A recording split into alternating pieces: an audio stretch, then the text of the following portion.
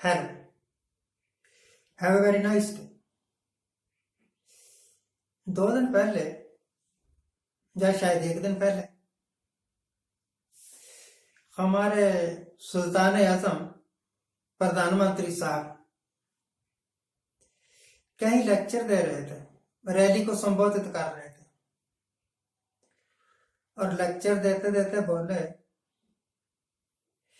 कि मेरी सरकार ने मैंने फैसला किया है कि हिंदुस्तान के 80 करोड़ लोगों को अगले 5 साल तक मुफ्त में राशन दिया जाएगा। इसका मतलब यह हुआ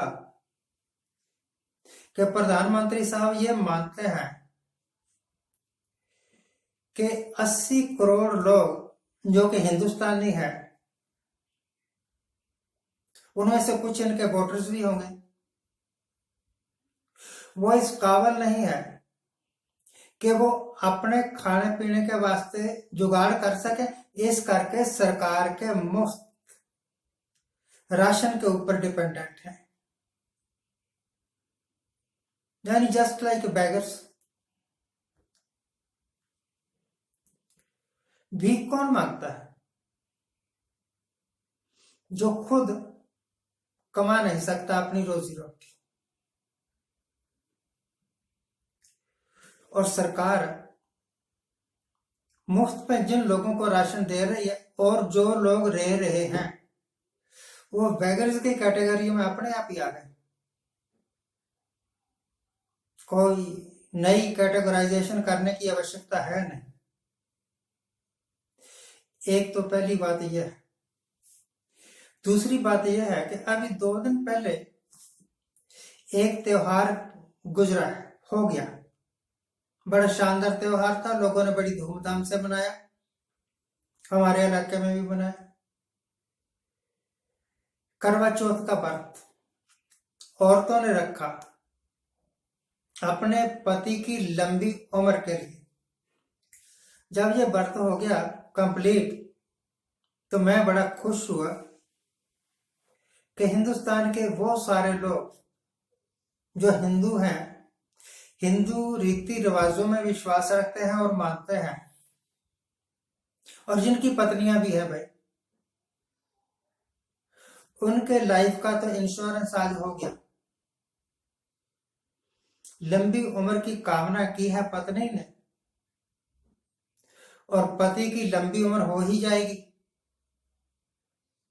यानी उनको अब किसी बीमारी का खतरा नहीं, उनको किसी एक्सीडेंट का भी कोई खतरा नहीं,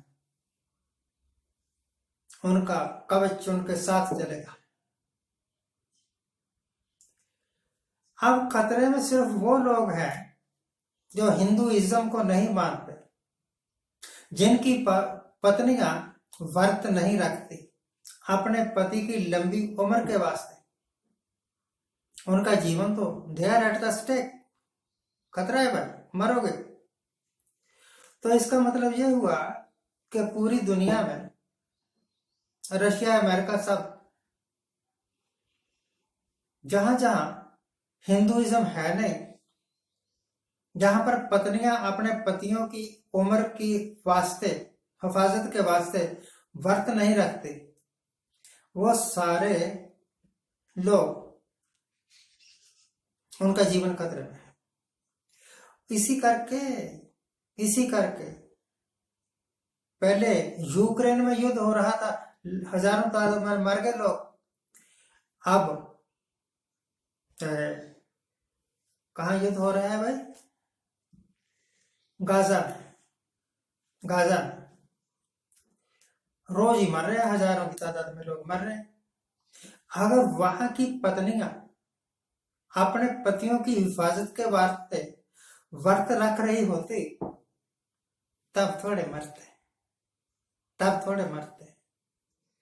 फिलोसफी ये नहीं है कि हमारी पत्नियों ने व्रत रखा और हमारे जीवन सुरक्षित हो गया। फिलोसफी ये है कि व्रत कोई रखे और लाभ किसी दूसरे को मिल जाए।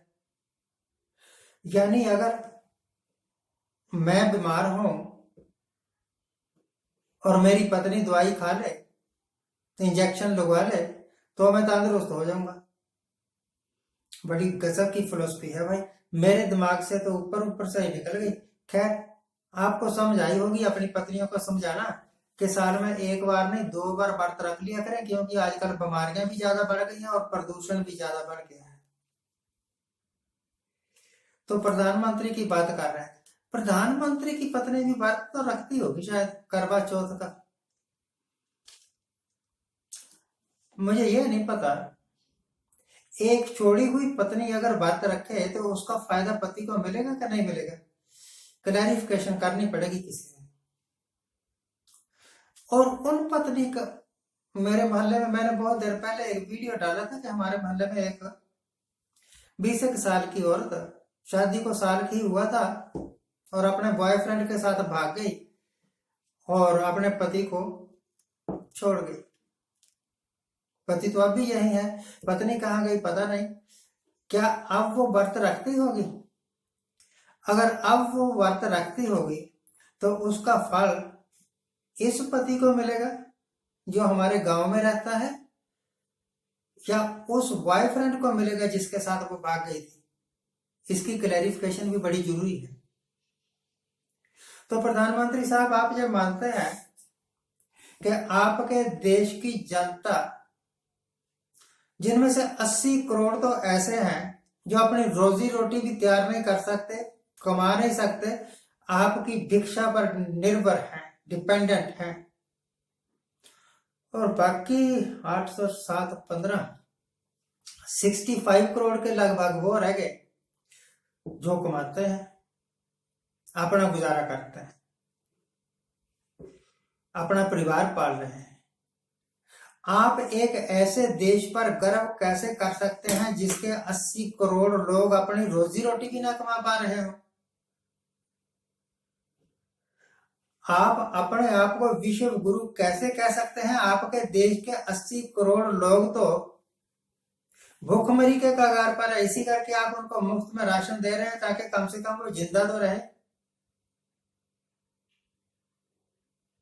प्रधानमंत्री साहब, अगर आपने सच्चे दिल से 80 करोड़ लोगों को मुफ्त में अनाज देने का वायदा किया है, तब तो आप बहुत महान आदमी हैं। श्रद्धा से सिर झुकता है आपके वास्ते। हम एक आधे को नहीं पाल सकते और आपने 80 करोड़ लोगों को पालने का 5 साल का ठेका ले रखा है। शुक्र है भगवान का कि आप जैसे महान आत्मा हमारे देश के प्रधानमंत्री हैं।